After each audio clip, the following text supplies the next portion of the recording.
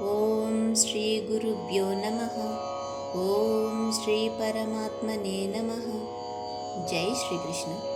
సుఖమాత్యంతికం యత్తత్ బుద్ధిగ్రాహ్యమతీంద్రియం వేత్తి యత్ర న చైవాయం స్థితశ్చలితతత్వతః.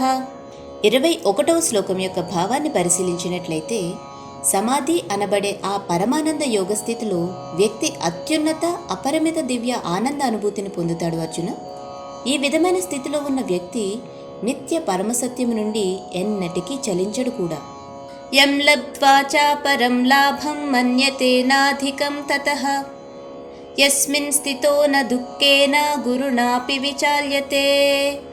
22వ శ్లోకం యొక్క భావాన్ని పరిశీలించినట్లయితే, ఆ స్థితిని పొందిన తర్వాత వ్యక్తి మరింక ఏది అంతకంటే గొప్పది కాదు అని భావిస్తాడు. అర్జున, ఈ విధంగా స్థితమై ఉండి వ్యక్తి ఎంతటి గొప్ప విపత్తులోనైనా సరే ఏ మాత్రం చలించకుండా ఉంటాడు.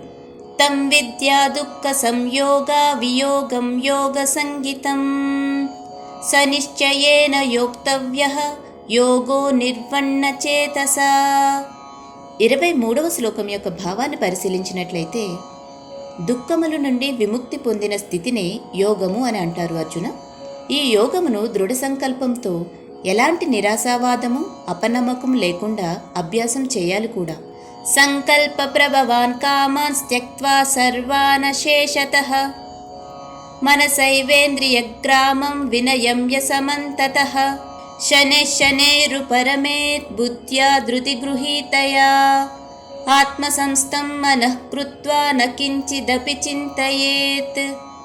24, 25 శ్లోకాల యొక్క భావాలను పరిశీలించినట్లయితే, ప్రాపంచిక తలంపుల నుండి జనించిన అన్ని కోర్కెలను త్యజించి ఇంద్రియములను అన్ని వైపుల నుండి మనస్సుతో నిగ్రహించాలి. అర్జున, క్రమక్రమంగా మరియు నిశ్చయముగా బుద్ధి యందు దృఢ విశ్వాసంతో మనస్సు భగవంతుని యందే స్థితముగాను మరియు మరే ఇతరమైన వాటి గురించి ఇక ఆలోచించదు కూడా. యతో యతో నిశ్చరతి మనశ్చంచలమస్థిరం తతస్తతో నియమ్యైతత్ ఆత్మన్యేవ వశం నయేత్. 26వ శ్లోకం యొక్క భావాన్ని పరిశీలించినట్లయితే, ఎప్పుడెప్పుడైతే ఎక్కడెక్కడికైతే ఈ చంచలమైన నిలకడలేని మనస్సు పరిభ్రమిస్తుందో దానిని తిరిగి తెచ్చి నిరంతరం భగవంతుని మీదనే కేంద్రీకరించాలి. అర్జున, ప్రశాంతమనసం హ్యేనం యోగినం సుఖముత్తమం ఉపైతి శాంతరజసం బ్రహ్మభూతమకల్మషం. 27వ శ్లోకం యొక్క భావాన్ని పరిశీలించినట్లయితే, మనస్సు ప్రశాంతంగా ఉన్నవాడు, ఆవేశ ఉద్వేగాలు శాంతించినవాడు, పాపరహితుడు మరియు అన్నిటినీ భగవత్ సంబంధముగా చూసేవాడు కూడా అయిన యోగికి అత్యున్నత అలౌకిక ఆనందం లభిస్తుంది. అర్జున, యుంజన్నేవం సదాత్మానం యోగి విగత కల్మషః సుఖేన బ్రహ్మ సంస్పర్శం అత్యంతం సుఖమశ్నుతే.